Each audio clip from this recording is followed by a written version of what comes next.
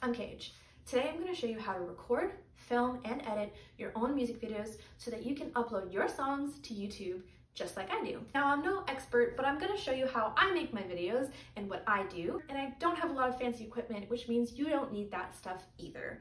For an example, I'm going to use the song I just uploaded to YouTube, Ceilings by Lizzie McAlpine. I'll show you step by step how I made this video and you'll be able to apply that to yours. I'll be using GarageBand and iMovie for this. If you don't have GarageBand or iMovie, I still think that this video can help you. The basics and the techniques that I'm using are pretty simple, and I'm sure you'll be able to apply them to other softwares as well. The whole thing can be broken down into three main parts. Part 1, you have to record yourself playing the song. Part 2, you have to film yourself playing the song. And part 3 is putting part 1 and 2 together, editing it, and putting it on YouTube. So let's get started. Let's start with equipment and setup. So of course you have your instruments. I have my acoustic guitar, and I have a microphone. This is a Shure SM58. Now I'm going to show you this. This is my Focusrite Scarlett Solo audio interface. This changed everything for me. I would highly recommend something like this to help you get your recordings to the next level, but I will say that to get started, you don't need this. It would be a great next step. This is what I use to record onto GarageBand. So I'll plug in a guitar, plug in a microphone to this, and this gets it onto the computer. But I will also say that you don't need this. I've actually been able to get really good takes out of the microphone just on my laptop. And something I keep in mind is if it sounds good to your ears, just go for it. You'll learn from your mistakes as you go, but don't let the fear of sounding bad stop you from continuing to do this. So go ahead and start with just your computer if you want, or just your phone. You can record voice memos and upload those to GarageBand, or even GarageBand on your phone works really well. But this is what I'll be using to show you today. So now into the setup. All right, hey, I've got my mic plugged in. Okay, what we're looking at here is the microphone plugged into the Focusrite, the guitar line plugged into the Focusrite, and the Focusrite plugged into my laptop, and GarageBand is open. And almost most importantly, my headphones plugged into the direct monitor. So what we're looking at here is the GarageBand project that I have for Ceilings, the cover song that I just did. I opened up a new GarageBand project. Since I would be recording all of my own things, I didn't do anything about the key or the time signature, but I did try to match the tempo of the original song.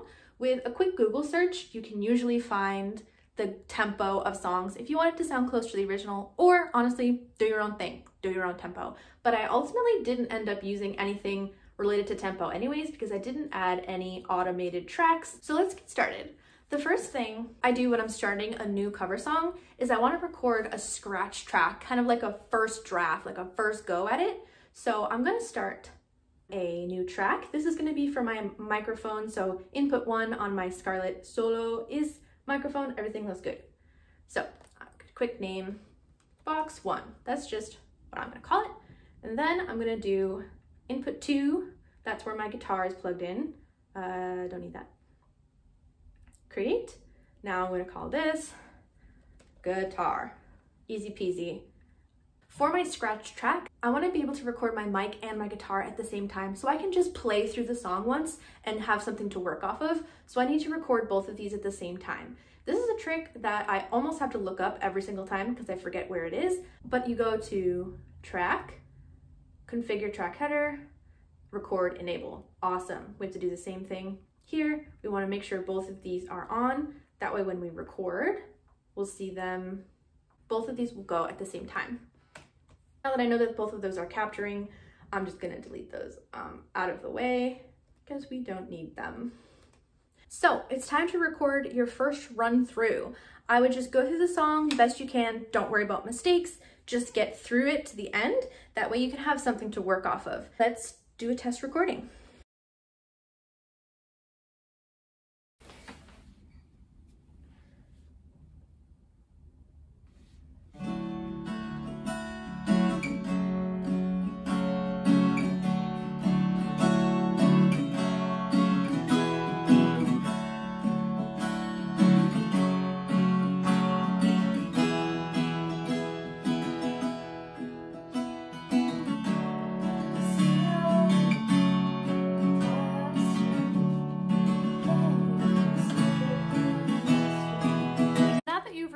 first scratch run, your first run through, I like to go back into GarageBand and pretty much re-record everything. So my next step was to go in and re-record to make everything sound better, but I'm playing along to the scratch recording, so I have something to listen to while I'm playing it again. So what I would do is I would sit down with just my guitar plugged in, and I would play the whole thing once through again, but trying to do my very best this time. So that's what this first track here is. This is my main guitar. Then I went in and did the same thing with the vocals. I went in to re-record again, listening to the scratch track, just like with the guitar, and I did the whole song one more time, this time trying to do my very best and sound very good. And now you have a good guitar take and a good vocal take, and it's time to have some fun with it if you want. I personally can't resist harmonies, so what I would do next is record a bunch of harmonies, kind of like all these Audio 8.9 things that I did not label. These are a bunch of harmonies to add a little extra flair. And for this particular one, I also added a guitar pluck, followed by guitar pluckies, because I was adding a little extra fullness, a little extra emphasis on certain things. I also added a little bit of a bass line, which is really just my acoustic guitar with a bass amp placed on it in GarageBand. So when you record your audio, it's gonna have this symbol. That means it's just the raw audio of what you recorded. And you might have noticed that I have other symbols over here. That's because I've applied one of the built-in GarageBand sound editors. Honestly, not even sure what they're called. But for example, for this one, I clicked natural stereo. I picked echo strum for this one, natural strum for this one, natural stereo for this one. The method I use to pick that is I just pick what sounds good in my headphones. Can't say that's the best method, but hey, it gets you somewhere. So for example, in my guitar main, I know I want to click stereo because I want the sound to come out and around and feel full, and I want it to go around my vocals, which will be in the center, and the guitar won't be taking up all the space where the vocal will be.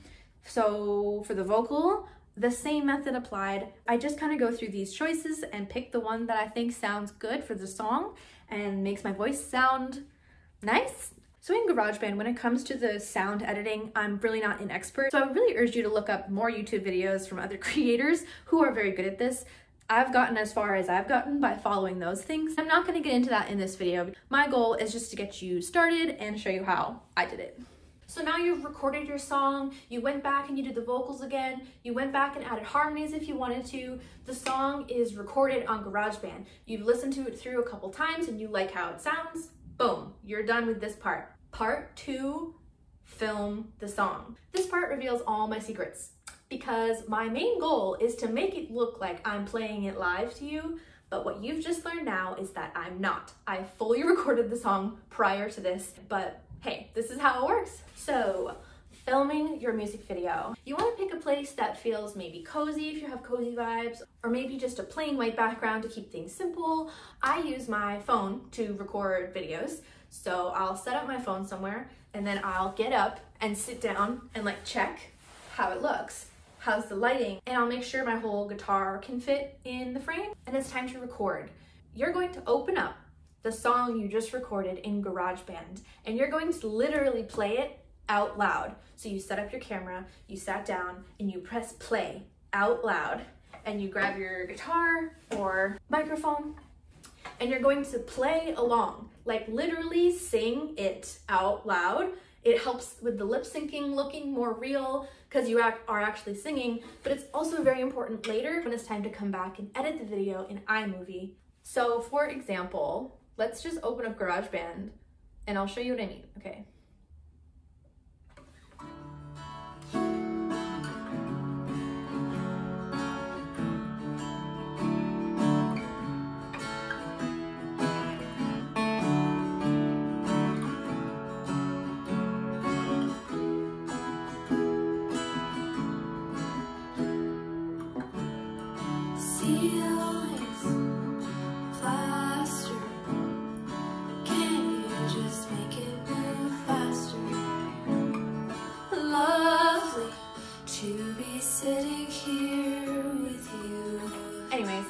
So that's how I would record it.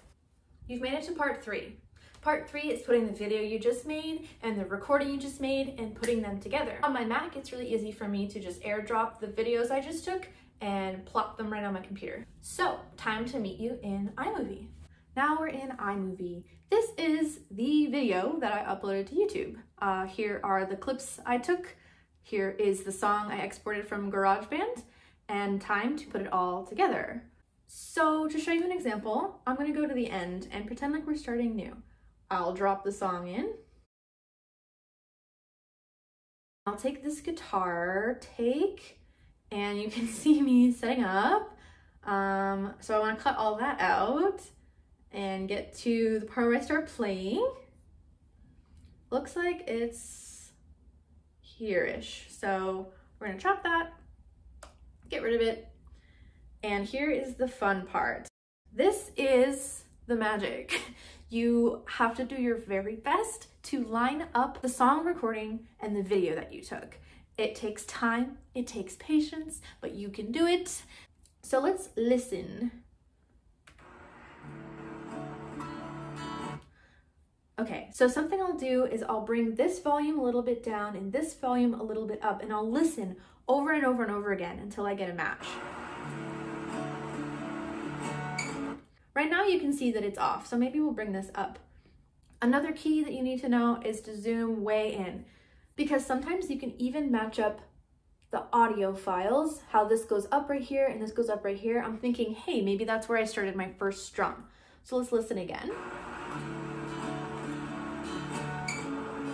Now it looks really close, but I'm gonna keep making tiny adjustments until it is exact. Things you might want to look for to help this process are times that you move your hands for a chord change. Sometimes going by that can help you line it up. It's a visual thing and an audio thing, more so than just waiting for that very first strum to hit, because that can be sometimes hard to catch. So let's see if I can match up better to the moment that I switch my hands for the next chord.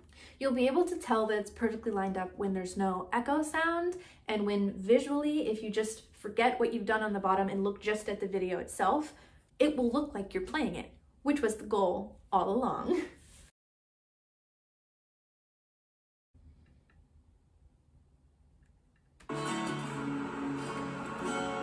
I think this is it. So now I'll bring this down and I'll just watch it and see if it looks normal and natural or if it looks off.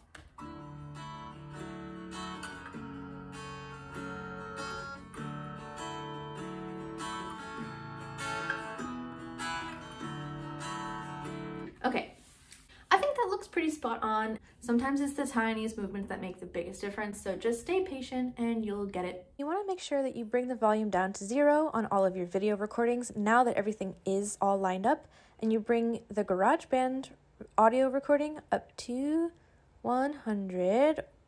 The whole point of this was to have a really good sounding, crisp, clear audio with harmonies and extra parts, and just match it up to the video that you have. But you want to take the audio back off the video. That way you can use the good one that you recorded. There's not much else I do in iMovie besides just lining up the audio and the video. So once you have those things lined up and you like the way it looks, I export it and it's time to upload to YouTube. And that's how I made this cover song. And that's all I have for you. If you have any questions, I'm happy to answer them. Please leave a comment below. If there's anything that I missed, feel free to ask. This is actually my first how-to video, so I'm sure there are some details that I've missed or skimmed over, but hopefully this was helpful for you. And you can go check out how it all turns out in my Ceilings cover by Lizzie McAlpine that is up on my page now. And thanks so much for watching.